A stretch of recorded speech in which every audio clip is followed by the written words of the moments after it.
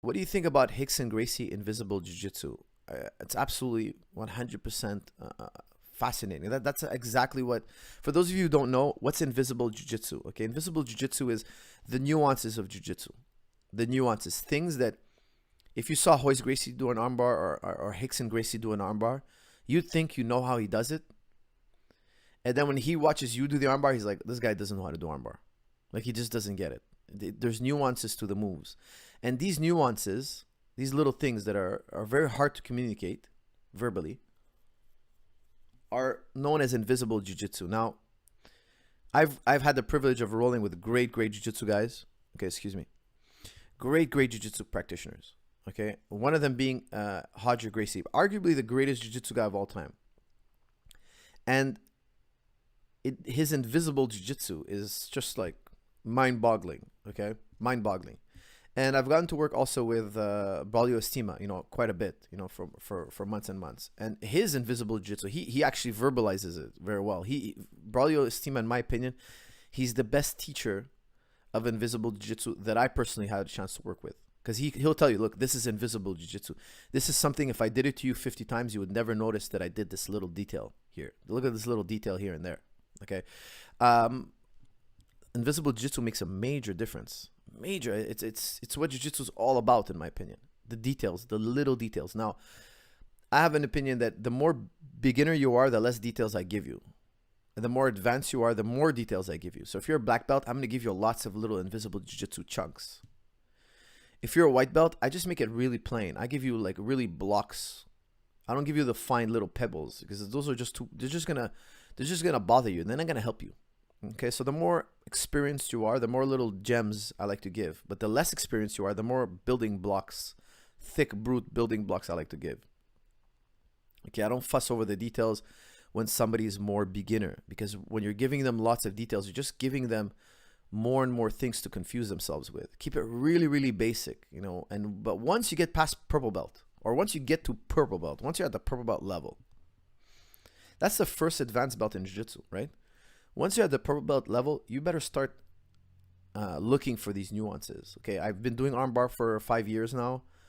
What are the nuances? What's the difference between my armbar and a black belt's armbar? What's he doing different? When he passes the guard with leg drag, how does he do it differently than me? What are the differences? You got to spot these minute, small differences.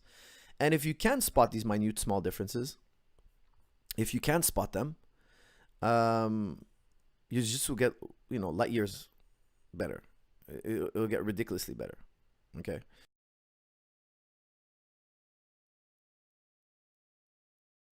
My own personal experience, sometimes I feel like I have too many things I have to limit myself with, and I think that that's stressful on the system. When you have to be too good on your diet, and you have to, learn multiple things, and you have to go through your routine, and people are you're just asking too much from a person.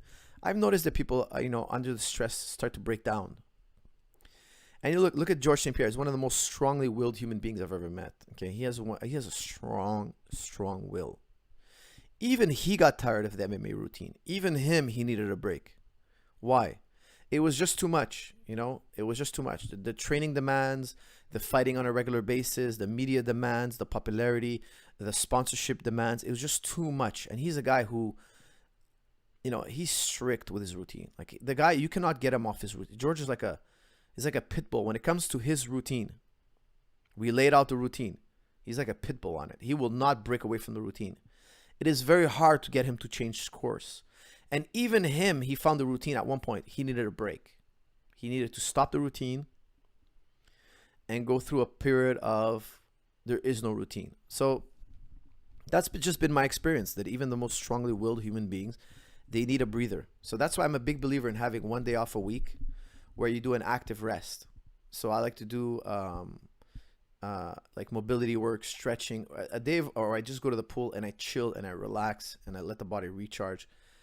I feel that when you go in the practice room, you should have a hunger. You should have a type of hunger. If you don't have that hunger, it's okay to go do a run that day or do something else than your sport. It's okay. Go play tennis. Go shoot some hoops. Like, if let's say you're a jiu-jitsu guy or you're an MMA guy and you're in the gym all the time and you wake up and you don't have that hunger to go to the gym today, it's okay. Go do an active rest. Just go to the park and shoot some casual hoops. Just play a fun game of basketball. Don't do any sets and reps and sprints, and don't do anything. Throw that away for a bit. Just go have an active rest. Go have fun, but be active. Go ride your bike. Take care of. That's what I do. I have a Roubaix bike. I love my bike, and sometimes I just take my bike. I'm not gonna go to practice today. I take my bike, and I go ride my bike for an hour and a half. It's an active rest. I just chill. I don't do any intensive work necessarily. It's just fun. Okay, get the heart going a little bit, and then just get out there and have fun. And then the next day you want to go to practice, and that's a good hunger to have. Okay, so that's my opinion on active rest.